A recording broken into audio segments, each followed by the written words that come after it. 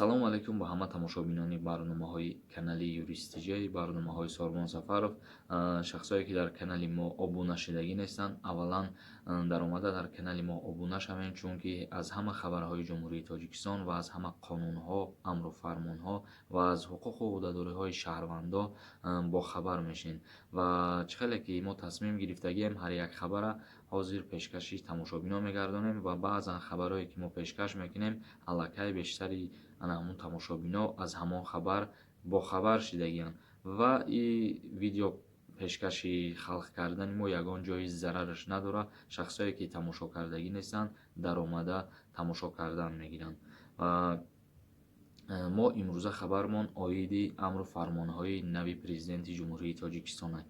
яъне ки дар Конститутсияи Ҷумҳурии Тоҷикистон моддаи 69 дар бораи салоҳияти президент омадагиаст ва дирӯз ана ҳамин амру фармонҳо ба имзо расид оиди сабукӣ кардан ба шаҳрвандони Ҷумҳурии Тоҷикистон дар ана ҳамин вазъияте ки айни ҳол дар тамоми рӯи дунё шаҳрвандо қарор доранд. яъне ки рӯзи 5 июн президенти Ҷумҳурии Тоҷикистон ба як қатор амру фармонҳо даст гузошт, яъне имзо монд. мутобиқи моддаи 69 Конститутсияи Ҷумҳурии Тоҷикистон салоҳияти президент амр медиҳад. Президент якум ҳукумати Ҷумҳурии Тоҷикистон тибқи тартиби муқарраргардида барои бо варақаҳои корношоями таъмин намудан ва пардохти ҷубронпулии шаҳрвандони Ҷумҳурии Тоҷикистон ки вобаста ба бемории сироятӣ таҳти муоинаи тиббӣ қарор дода мешавад, чораҷӯӣ намоянд. нигоҳубини шаҳрвандони таҳти муоинаи тиббӣ қарор дошта ва шаҳрвандонеро ки ба бемории нав сироят ёфтаанд аз ҳисоби маблағҳои мақсаднок пешбинӣ намудани бюҷети давлатӣ ва ғайрибюҷетии ройгон анҷом дода шавад. дар шабакаҳои иҷтимоӣ имрӯзҳо байни ана ҳамин ҳар як блогер бигем мавзӯъҳо пешкаш карда мешавад ба халқ, ба тамошобино, ки оё дар Ҷумҳурии Тоҷикистон табобат кардани ана ҳамин гуна беморӣ ба таври ройгон аст ё ин ки не. ва имрӯз мо шоҳиди он шудем, ки бо амру фармони президенти Ҷумҳурии Тоҷикистон ана ҳамин гуна табобати беморӣ ройгон бояд пешбинӣ карда шавад. дар ҳар гӯшаву канори Ҷумҳурии Тоҷикистон, дар куҷое ки набошад, ана ҳамин гуна беморира табобат карданаш ройгон ай бародарои азиз, бо амри президенти Ҷумҳурии Тоҷикистон.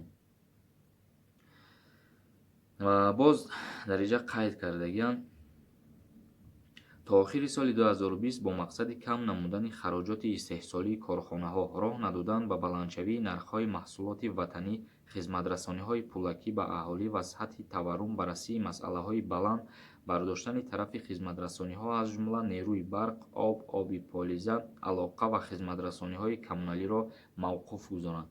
яъне ки то охири соли 2020 ба ҳамаи мо шумо маълум аст, ки ҳар соли наве ки медурояд боз баландравии нархҳо ба назар мерасад. яъне ки пули свет қимат мешавад, пули об қимат мешавад, пули дигару дигар чизҳо ва ана ҳамин аз ана ҳамин назарам ҳамин чизҳо бояд мавқуф гузошта шаванду ба назар гирифта нашавад то охири ана ҳамин сол нархи навои ана свет, об, мусору дигар чизҳо чанд суме ки буд, бояд дар ана ҳамон пули будагиш қарор бигирад ва баланд бардошта нашавад.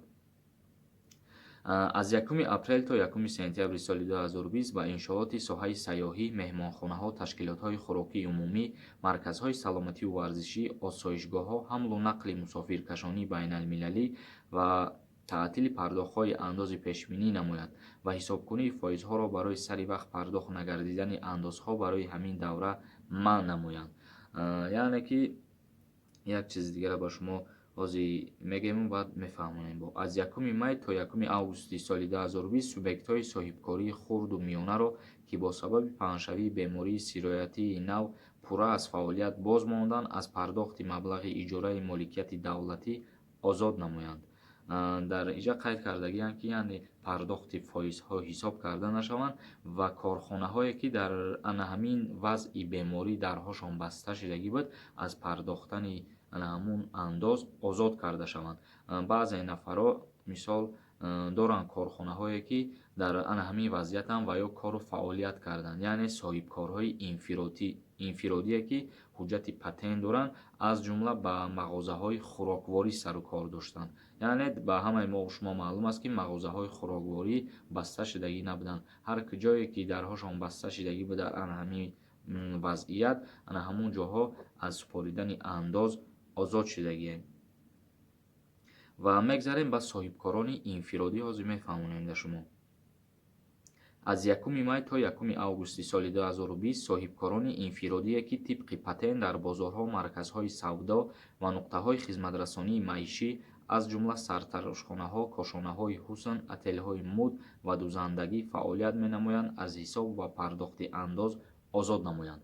яъне чӣ хеле ки ҳозир мо қайд кардем, ана ҳамун сухан дар инҷа оварда шудагие оиди соҳибкорони инфиродӣ, ғайр аз шахсое ки мақсад машғул буданд ба фаъолияти соҳибкории мағозаҳои хӯрокворӣ. боз дар инҷа қайд шудагие аз 1 май то 1 сентябри соли 2020 ба шахсони воқеӣ барои пардохти андозҳо аз молу мулки ғайри манқул таътили андозӣ муқаррар намоянд. аз 1 июл то 1 сентябри соли 2020 воридоти маводи барои истеҳсоли маҳлулҳои безараргардонӣ, доруворӣ ва либосҳои муҳофизаткунанда, инчунин таҷҳизот, асбобу анҷом, таҷҳизоти озмоишгоҳҳои тиббӣ ва маводи барои муайян намудани бемории сироятӣ заруриро пардохтҳои гумрукӣ, арзиши иловашуда, аксиз ва боҷҳо озод намоянд. яъне ин молу мулке ки аз хориҷ ба кишвари ҷумҳурии Тоҷикистон дохил мешавад, аз супоридани андоз, аксиз озод карда шудагианд. ва боварӣ дорум ки ана ҳамин суханҳои моро шумо ба тарзи оддӣ қабул карден, сода яъне фаҳмиден, чунки дар интернет нашр мекунанд баъзан шабакаҳо ана ҳамун чӣ хеле ки дар сайти президент TJ фармон мебирояд, ҳамуро мегиранд, копировать мекунанд, дар шабакаҳои худшон нашр мекунанд ва мо то ҳадди имкон чанд қадаре ки фаҳмидем, ана ҳамун амру фармона ба шумо сода кардему фаҳмондем. ва боз ба назар мерасад дар инҷа супоридани пулҳои пагашени банк. дар ин бора ҳоло ягон амру фармон баромадагӣ нестай ва ҳар чизе ки амру фармоне ки пешкаш шумо кардестем, ана ҳамин амру фармонҳо мақсад ҳамаш навам. бародарои азиз, бо ҳар чизе кишид сари вақт иншааллоҳ пешкаши шумо мегардонем ва рӯзҳои наздик интизор бошед. чӣ саволе ки додагием ба мо, ба саволҳои худтон ҷавоб гирифтагӣ нестен, мо як видео ба навор мегирему танҳо савол-ҷавоб мекунем, яъне саволҳое ки беҷавоб мондагӣ буданд ба ҳамовор ҷавоб метиҳем.